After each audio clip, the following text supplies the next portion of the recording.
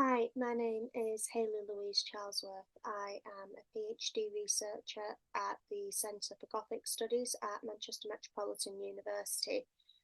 My PhD research focuses on representations of bisexuality, biphobia, and bisexual erasure in kind of contemporary post-millennial supernatural Gothic television. Um, Aside from having an interest in film and television, I also enjoy musicals quite a lot. And that is where the research project that I am talking about today comes from. So I first delivered this paper for Romancing the Gothic back in December 2022. Unfortunately, the recording from that session wasn't able to go onto YouTube because of copyright with the clips used. So we agreed to re-record the session, just me delivering it. There's no audience for this recording. Just giving the paper again, but without the clips. Primarily, the context of the clips is already present in the paper, so it's not necessary to show those clips. But in some cases where you do need that context, I'll be quoting the lyrics, but I'll be letting you know which clips I used throughout the paper. So if you want to go and check them out yourselves, they are all on YouTube. We just can't post them on this channel. So my paper today is, as I said, talking about musicals, specifically 21st century Gothic musicals. And we are talking about those that are filmic text, so that have appeared on film or television, or are stage productions that have been recorded and broadcast. So while there are some live performed musicals that could also come under the category, I haven't really touched on those that much under concern of accessibility. Not everyone has access to live theatre, whereas everything that I'm talking about today, you'd be able to access from your own homes. So that's why I've focused on the text that I've chosen today. There will still be visual aids, even though we don't have the clips. The slides that I used throughout the presentation will appear on the screen. So you'll still get kind of an idea of the aesthetics of the visuals, even if you can't quite hear the musical styles of the songs. Again, these are all out there for you to find yourselves, and I will point to the clips that I did use. Okay, so to begin. On many levels, the Gothic mode and the musical make for fine bedfellows. Both are defined by certain tropes and conventions. Both place specific emphasis on aesthetic, and both present a heightened sense of reality. In the musical, we accept a world in which dialogue, internal thoughts and desires, conflicts, and romance are expressed through elaborate song and dance numbers, just as in the Gothic, we accept the presence of supernatural creatures, hauntings, curses, and villainous captors. It is for this reason that the Gothic musical has seen particular success, though in the late 20th century, this tended to be in the form of musical adaptations of literary classics. Sweeney Todd, The Demon Barber of Fleet Street was adapted with great acclaim by Stephen Sondheim from the penny dreadful The String of Pearls, winning both the Tony and Olivier Awards for Best Musical and receiving a film adaptation by Tim Burton, while Andrew Lloyd Webber's adaptation of The Phantom of the Opera is currently the longest running show in Broadway history, having just recently closed. Other Gothic texts receiving the musical treatment to varying success include The Strange Case of Dr. Jekyll and Mr. Hyde, The Woman in White, and Jane Eyre, plus slightly more contemporary Gothic texts such as the musical Lestat, adapted from Anne Rice's The Vampire Chronicles. Despite this tremendous marriage of the Gothic and the musical, original Gothic tales in musical theatre remained few and far between in the 20th century, with the most prominent examples including Richard O'Brien's tongue-in-cheek The Rocky Horror Show, and the equally comic Little Shop of Horrors. The 21st century has seen a revival of interest in musical theatre, with audiences flocking back to Broadway thanks to the blockbuster success of shows such as Hamilton, revivals of interest in the movie musical in both the early century with the Oscar-winning Chicago, and with later hits including High School Musical, Les Miserables, and West Side Story, though the less said about Cats, the better. Disney Channel abounds with original musical movies like High School Musical, Camp Rock, and Descendants. Additionally, musical theatre has made its way to television, both in the musical-focused Glee and Crazy Ex-Girlfriend, and in special musical episodes of programmes as diverse as Scrubs, Grey's Anatomy, and Riverdale. While adaptation remains a primary source of new Gothic musical content, such as stagings of Beetlejuice, The Evil Dead, and Carrie, original Gothic musicals have emerged primarily in the spheres of independent theatre and film. It is these original texts with which I'm concerned in today's presentation, particularly in their thematic concerns. So on the screen, you'll see a wide selection of 21st century Gothic musical texts, all of which I recommend for further exploration, but I'll be focusing today on 3 in particular.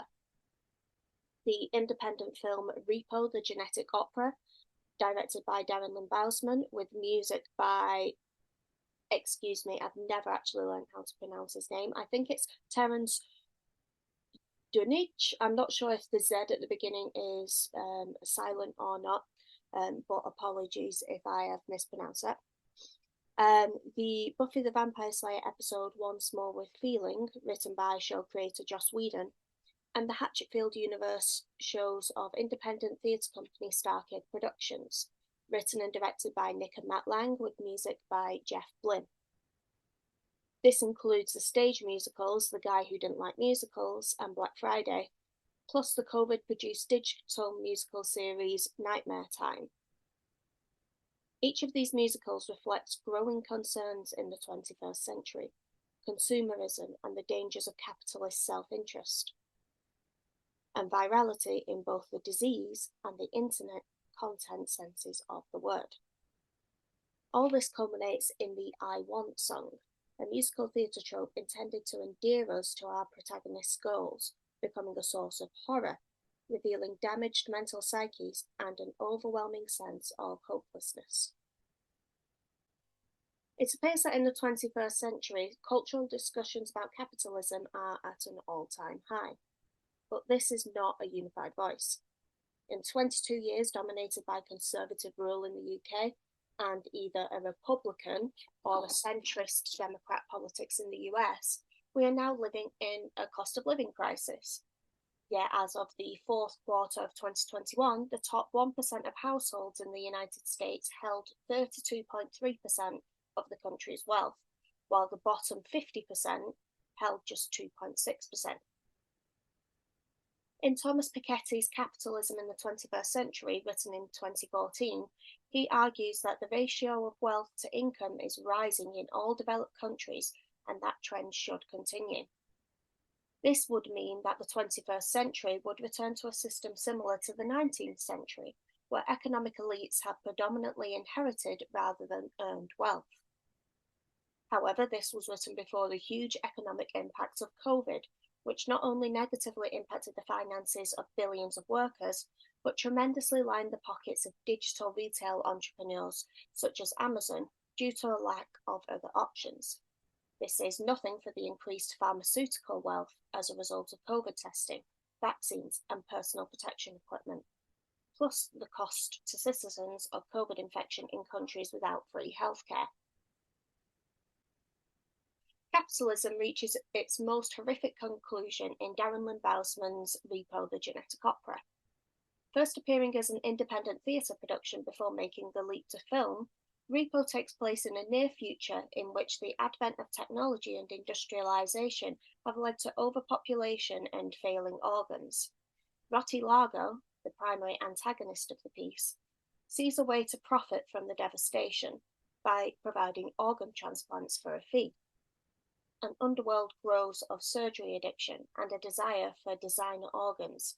But with this comes an increase in debt. Miss a payment, and the repo man comes to collect. At this point, if you would like to listen to the number 21st Century Cure from Repo's The Genetic Opera, performed by the film's narrator, Grave Robber, that basically explains the entire concept of the film. Repo is the private healthcare system taken to its most horrific extreme. In an America where people refuse ambulances and necessary hospital care for fear of the debt it will cause, GeneCo holds a mirror to the predatory practices of health insurance companies, many of whom are in the pockets of the politicians who could, but don't, create a fairer system. Even medications are held hostage. For example, the so-called farmer bro, Martin Shkreli, again, I may have the pronunciation wrong, but this guy is not a good person, so I don't mind if I've got his name wrong. A financial entrepreneur and pharmaceutical tycoon, was widely criticised for purchasing and raising the price of a drug used to treat symptoms of HIV in 2015. The drug, Daraprim, increased from $13.50 to $750 per pill, an increase of 5,455%. In The Figure of the Repo Man, the musical does not only turn monstrous private healthcare, but also the debt collection system. In the numbers Genetic Repo Man, Thankless Job, and Legal Assassin, all available on YouTube, we see terrified victims desperately try to escape the repossession of their property as their debts become insurmountable. Only this time, the property is their own body parts. The Repo Man himself, Nathan Wallace, played by Anthony Stewart Head, even shifts personality from concerned father to heartless monster as he collects on his debts. A clip from Legal Assassin shows this kind of duality of Nathan and the Repo Man really well. I don't really need to go into the lyrics because I've already got the point across in the paragraph, but it is the final section of Legal Assassin. I would recommend that you watch that number, if not any of the others. While the healthcare system is one element of capitalist exploitation in the US, perhaps the first thing to come to mind is retail, and nothing exemplifies this more than Black Friday.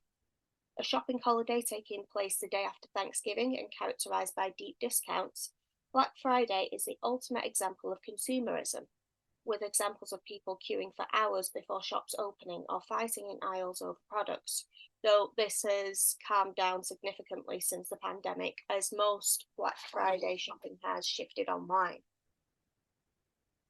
The name Black Friday, as explained by the character Frank Priestley in our next musical, is because it is the day when most retail profits move out of the red and into the black. This musical, also titled Black Friday, is the second in Starkey Productions' Hatchetfield series, which also consists of the stage musical The Guy Who Didn't Like Musicals, the upcoming Nerdy Prudes Must Die, which has been performed live but isn't yet available in a recorded medium, and the musical web series Nightmare Time. Each production is a horror comedy taking place in the fictional island town of Hatchetfield, Michigan, and they each take place in alternate dimensions, where the same characters reappear but don't, with a few exceptions, have any knowledge of their alternate lives. The Black Friday narrative is inspired by the Tickle Me Elmo craze of 1996. The Elmo dolls, which maintained decent stock prior to Thanksgiving, suddenly sold out on Black Friday, and with Christmas soon approaching, a violent shopping frenzy began, culminating in a stampede at a Walmart in which a clerk was trampled and received multiple injuries. In the musical, the doll of choice is the Tickle Me Wiggly, which I can demonstrate here because I have one. He's a green furry monster manufactured by Uncle Wiley's Toys, and each of the characters want a Wiggly for their own reasons, whether as a gift for their child or having the intent to sell the doll for profit. When the first customer in line at Toy Zone in Hatchetfield attempts to buy the entire stock, a riot begins, and the citizens begin to become crazed and eventually murderous. The Wiggly riots spread across America until even the president is involved. Only this is no ordinary doll. Wiggly contains the spirit of an eldritch abomination attempting to take over the world, and Uncle Wily is in fact Wilbur Cross, who was attempting to bring about Wiggly's birth through a chosen prophet, one of the shoppers in Hatchetfield. In a meeting within Wiggly's realm, Wilbur explains to the president exactly why the epicenter of capitalism, the USA, is the only place where Wiggly can manifest. Now, this is one clip that I'm actually still going to attempt to include in the recording because it is the dialogue leading into the song that is the most important. So I'm going to play that dialogue, stop it before the song begins, and hopefully that will be okay for copyright. If it does need to be removed, then the number is called Made in America, and it is the scene leading up to the song beginning that is what is the most important. Can anyone hear me? How you doing there, Howie? Who are you? Do you know why it had to be a doll?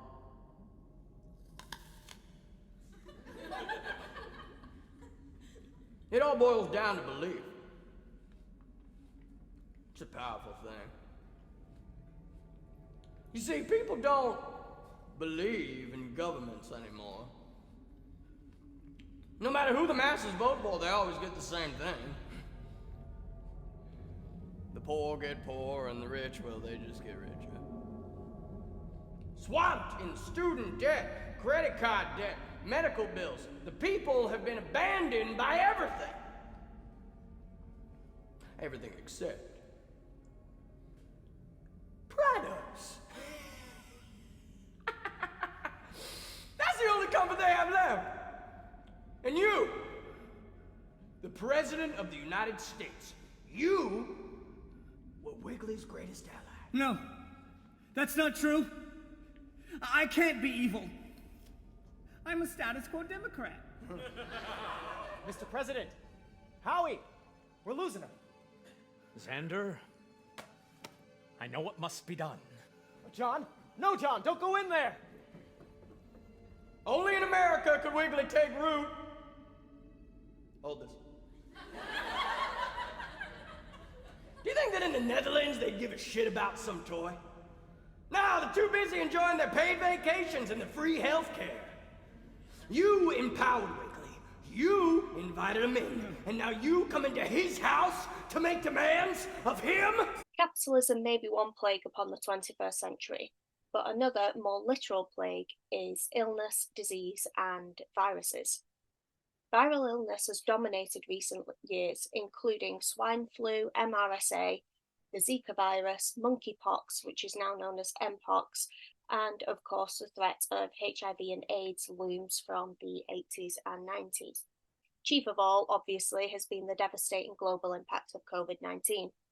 As of December 2022, when I initially delivered this paper, the global death toll from COVID stood at 6.65 million. While the majority of the texts discussed today were made prior to COVID, a report from National Geographic in April 2020 pointed out that scientists were detailing the early warning signs of a pandemic decades ago.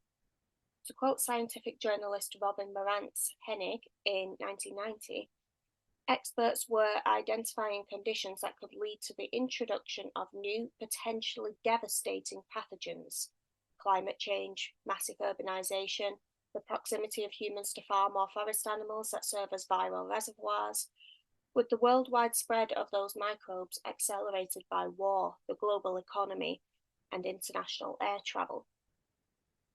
In the words of Nobel laureate Joshua Lederberg, the single biggest threat to man's continued dominance on the planet is the virus. At the height of COVID, we began to see the overwhelming impact on society that a virus can bring. Skyrocketing death tolls, schools, shops, and public services closed, an inability to leave the house or hug a loved one, economies collapsing, a mental health crisis. Society as we knew it had been irrevocably changed. Personally, I used to work as a teacher. I am a PhD researcher and I currently work in the NHS. So I've seen firsthand the impact of COVID on members of society. Repo the Genetic Opera takes place in a society where viral devastation has reached its logical conclusion.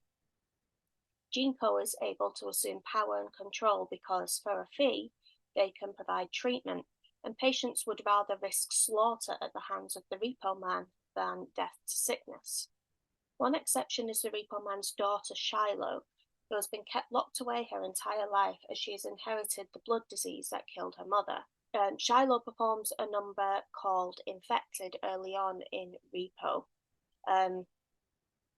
The lyrics aren't necessarily the most important quote, aside from the final line, which is Shiloh singing how she wants to go outside. Despite being released in 2008, these final lines may be our own anthem for the COVID lockdowns. However, unlike COVID, Shiloh is being kept imprisoned under false pretenses, as she does not have the disease at all, but is being poisoned by her father to keep her with him. She embodies the typical captive heroine of Gothic fiction, but also reflects several victims of medical abuse in recent years, including the case of Gypsy Rose Blanchard in 2015. In this case of Munchausen's by proxy, Gypsy Rose had been subject to medical abuse by her mother, who claimed that her daughter had leukemia, asthma, muscular dystrophy, and the mental capacity of a 7-year-old due to a premature birth. Upon the discovery of her mother Dee Dee's body after being stabbed to death, Gypsy Rose was located having run away with her boyfriend without the physical and mental health issues her mother claimed. Dee Dee had forced her daughter to pretend to be disabled and chronically ill, as well as appearing younger, and subjected her to unnecessary surgeries and medication use in order to gain sympathy and attention. While Gypsy Rose and her boyfriend were both sentenced for the murder of Dee Dee, Gypsy Rose finally gained emancipation from her abuse.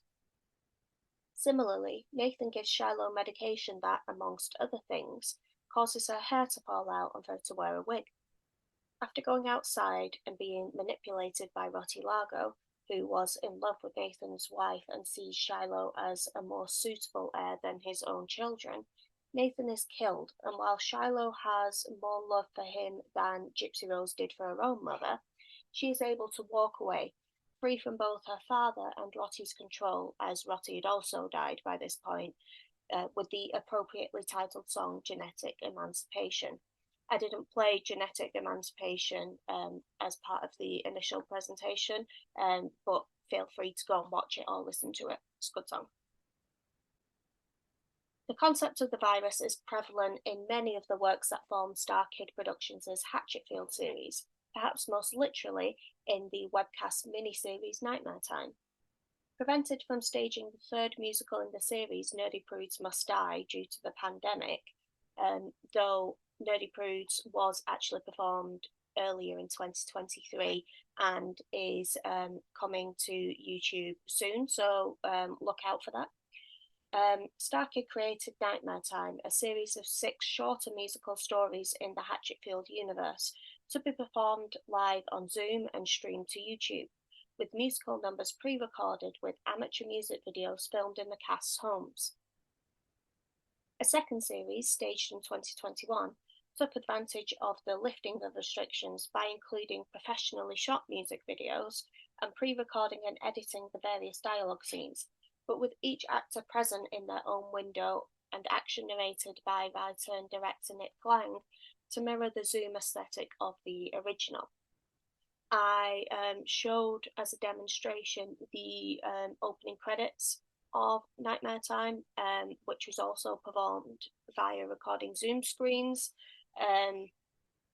Feel free to go and have a look at that again. It's a great song. And you can kind of see like the different quality of the webcams and the cast members who only joined in season 2 do have better video than some of those who were part of season 1 because of those lifting of restrictions. It's quite interesting to see how they've put it all together, including using stock footage of animation in between those different clips to tie it all together. It's really good. Starkid productions are also an example of a very different kind of virality. First established at the University of Michigan, the theatre company shot to fame in 2009 when their parody Harry Potter musical, A Very Potter Musical, became a viral success on YouTube. Since then, the company has staged 13 musicals amongst other productions, moved away from parody to original stories, and has filmed each musical and made them available for an international audience for free via YouTube. It's this experience of straddling the line between live production and digital content that made Starkid particularly suited to creating musical theatre content in the pandemic. In an interview I conducted with Starkid actor Kurt Megger for an article I recently published on digital theatre during the pandemic, he noted that Starkid has already built this idea that for most people, being online is their point of contact, so it seemed very logical for the audience to buy a virtual ticket and interact in a live stream chat. The people behind Starkid and Tin Can Brothers, side note, is a sister company of Starkid, have already been thinking about this for a very long time. So it made the experience of creating in this year where all of our lives changed overnight much more straightforward. Moving to performing digitally was a big learning curve for many, but those of us involved in Starkid were already set up for this. This is why I believe Nightmare Time was a success. It's no surprise that Starkid chose to continue their Hatchetfield universe during COVID, as Gothic and horror holds a mirror up to the anxieties of its audience. It is eerily prescient then that the most stark depiction of virality in the Hatchetfield series, The Guy Who Didn't Like Musicals, was staged in 2018, though, as noted earlier, scientists had long warned of a pandemic event looming. This entry to the series focuses on Paul Matthews, the titular Guy, who must survive an apocalyptic level event called the Apotheosis, which is a form of alien invasion. Beginning with a meteor crash in Hatchetfield, the citizens are slowly replaced by exact alien copies. So far, so Invasion of Body Snatchers. Only this invasion takes place by infecting the host body instead of growing pod people, and these creatures just love to break into song and dance. Invasion of the Body Snatchers is, curiously, an influence on more than one horror musical. In the Community episode Regional Holiday Music, a Glee parody is turned sinister as the Glee Club director, so desperate to win regionals, transforms each of the study group into musical drones. Both even parodied Donald Sutherland's memorable final moments in Body Snatchers, as both Jeff in Community and Charlotte in Guy reveal their replacements to the surviving characters, as you can see on the screen. By this point, you're probably thinking, when's she going to talk about Buffy? Buffy the Vampire Slayer's iconic musical episode, Once More with Feeling, can also be read as a virus narrative. The premise of the episode is that, anxious about his future with fiancée Anya, Xander Harris summons the musical demon Sweet to Sunnydale, who forces the residents to sing and dance. These musical numbers are again like an infection. The musical numbers are something the characters can't control, singing even when they have nothing to say, as with Willow's lyric, I think this line's mostly filler. And the infection does have a deadly outcome. Emotions spill out in the musical numbers, resulting in people dancing frantically until they spontaneously combust, which feeds the demon Sweet.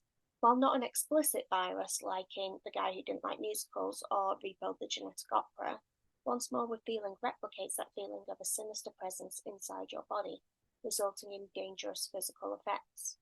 In the virus narrative, we've seen how the conventions of musical theatre are often explained away in these horror musicals as the body being used by a virus beyond the person's will and control.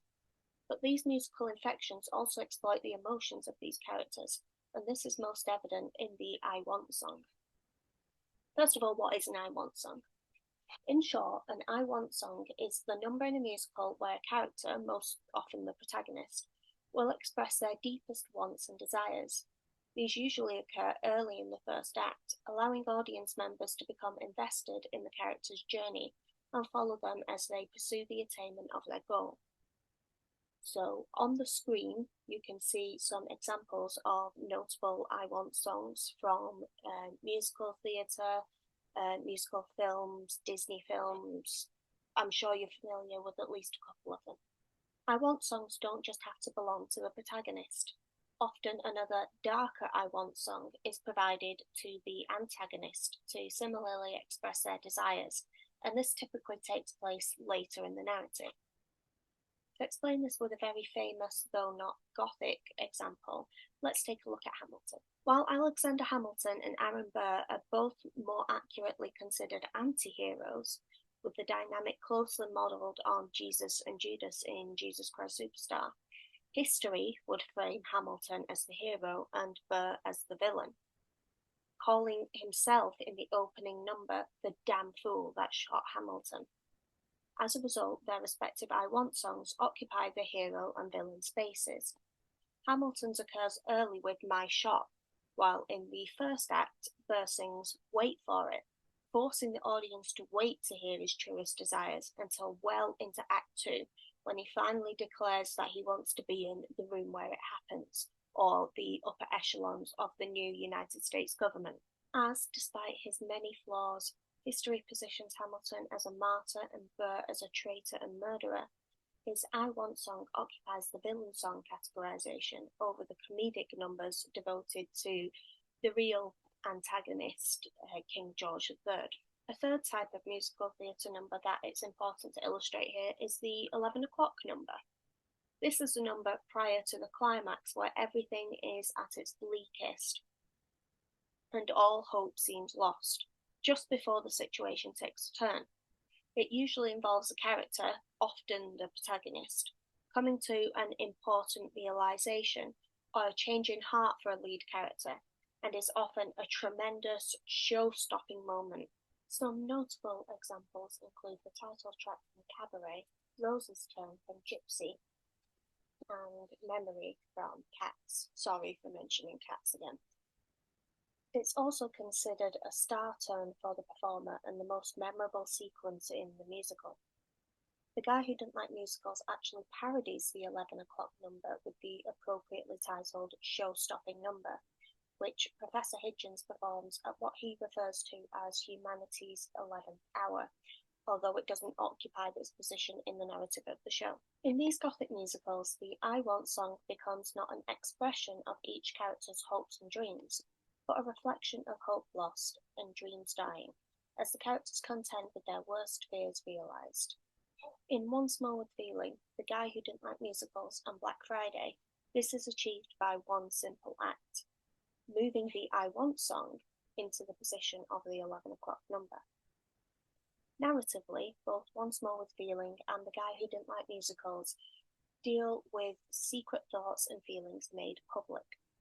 Sweet Spell and The Apotheosis have the similar effect of forcing characters to express their innermost thoughts through song. In Once More with Feeling, we hear in each number about Xander and Anya's wedding anxieties, Dawn's desire to be noticed, Giles feeling that Buffy doesn't need him anymore, and Spike's lustful desire for Buffy. But throughout the musical, we discover very little about Buffy's feelings and desires.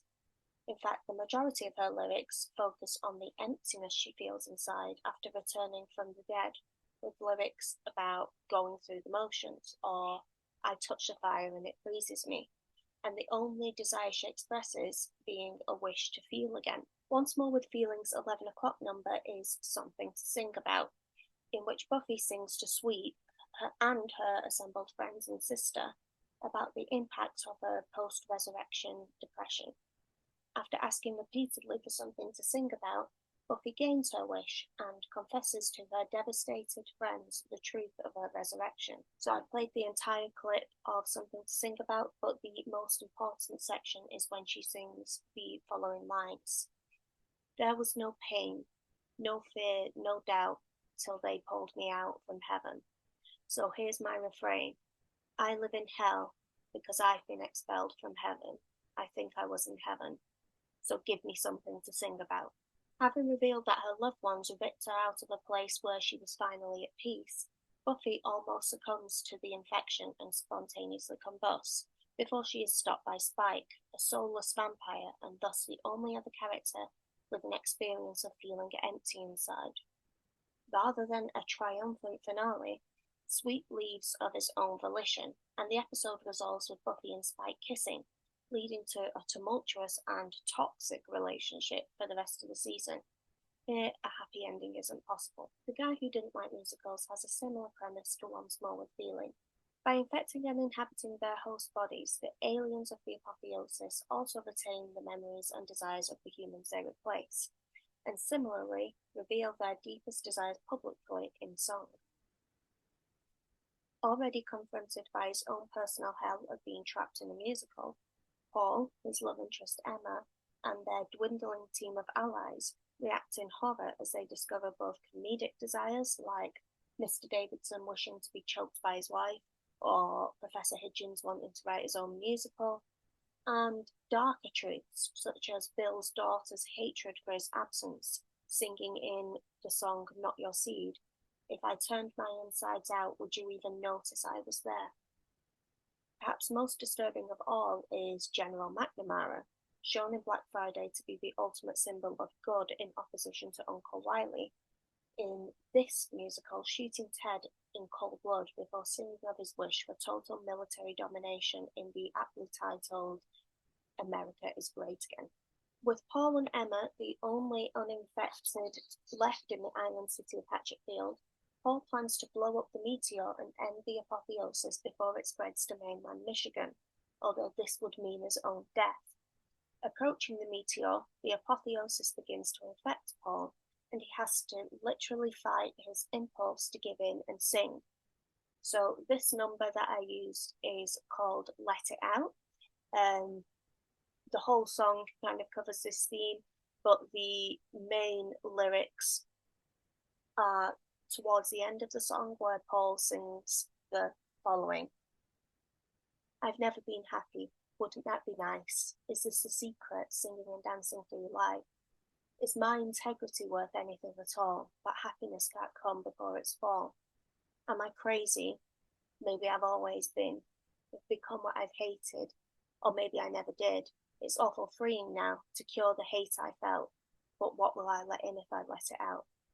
In this number, Paul, like Buffy, expresses his deep depression and dissatisfaction with his life, sharing that he's never been happy. Like Buffy dancing herself to spontaneous combustion, Paul contemplates giving in, wondering if losing his identity is worth it to be part of the mindless joy expressed by the 100 musical zombies. The true horror of this scene is that, while throughout the musical we assume that Paul's I want moment is to be in a relationship with Emma, when he finally allows himself to sing, Emma is not even part of his thoughts, and he is consumed with his own self-loathing. As with Something to Sing About, Let It Out accommodates the 11 o'clock number position. While show-stopping number parodies a trope, it's at this point where the protagonist is at his darkest moment and must make his final decision to resolve the story. It's also the penultimate song in the musical, indicating that we are close to a maybe happy resolution. Paul selects to die as himself and blows up the meteor, but in the Hatchetfield universe, as with Sunnydale and the future of Repo, happy endings are hard to come by. Emma, now escaped to the mainland, is ready to begin a new life alone under a fake identity when she's reunited with a surviving Paul. Far from a comforting resolution, Paul begins to sing, and the show ends with Emma screaming at the audience for help as the entire assembled cast drag her to her death during vows. Black Friday, unlike the previous two examples, does not use singing as part of its narrative, but merely as a means of conveying the story as with the traditional musical. No characters comment on the fact that they are singing, and horror is not mined from this fact. Nevertheless, the musical likewise combines the I Want song and the 11 o'clock number to emphasize the hopelessness of this situation. While more of an ensemble show, the arguable protagonist is teenage high school dropout Lex Foster, emphasized by her receiving the title number Black Friday. Lex, already from an abusive home and desperate to protect her younger sister Hannah, is an employee at Toy Zone, where the murderous craze to obtain a Wiggly doll has begun. Her boyfriend Ethan was the first victim of the riots, and now, late in the second act, Lex is rendered completely helpless as a crazed citizen attempts to choke her to death. In her dying moments, we are privy to Lex's inner monologue, and like with Paul and Buffy before her, they are consumed with despair. So there are many examples in the number Black Friday. I'd recommend you listen to the whole song. But the chorus or the refrain of the song is usually some variation of, because Friday is black for me, only my ashes will see the sea. When Friday is black, there's no turning back, because Friday is black for me. Other moments that Lex sings in this song include, is this some lesson to learn? Should I never have wanted? I never even got started. Or were the decks always just as stacked? I mean, it's really a godsend. Play my plans for the weekend, but there's nothing to subtract. Lex did in fact receive an I Want song early in the musical, singing about her desire to escape her abusive mother and run away to California with Hannah and Ethan. Here Lex admits how impossible this goal is for someone of her age and in her economic situation, saying that only her ashes would see the sea. Unlike Paul and Buffy, Lex's song is not completely without hope though. Even as she's dying, her final moments are concerned with hoping for Hannah's safety. In this regard, she is closer to Nathan Wallace in Repo, who dies making peace with his daughter Shiloh and comforted by the fact that she will be protected when he is gone. Lex does not die, however. She is rescued by the spirit of General McNamara, and even, along with Hannah and a few remaining allies, is able to end the Wiggly riots. However, this is Hatchetfield, and Wiggly's actions with the president shown earlier have already begun World War III. The musical ends with the few survivors looking to the sky as the first nuclear bomb drops. What these shows imply with their tragic I Want songs is what the Rolling Stones warned us about. You can't always get what you want. Musical theatre is often considered a form of escapism, and by both making these desires impossible to obtain and placing them towards the end of their respective musicals, the audience are dragged back down to a rather depressing reality. Musicals cannot change the fact that the economic disparity of the 21st century means that Lex may never escape her poverty and abuse. That a poorly funded mental health system cannot help Buffy and Paul work through their depression, or that, as with Amber Sweet taking over Jinko in Repo's closing moments, individual action and rebellion is no match for the power of corporations in a system of capitalism. Despite presenting us with vampires, aliens, genetic modifications, eldritch abominations inside children's toys, and elaborate song and dance numbers, the greatest horror conveyed through 21st century Gothic musicals is our own society's evils reflected back at us. Thank you.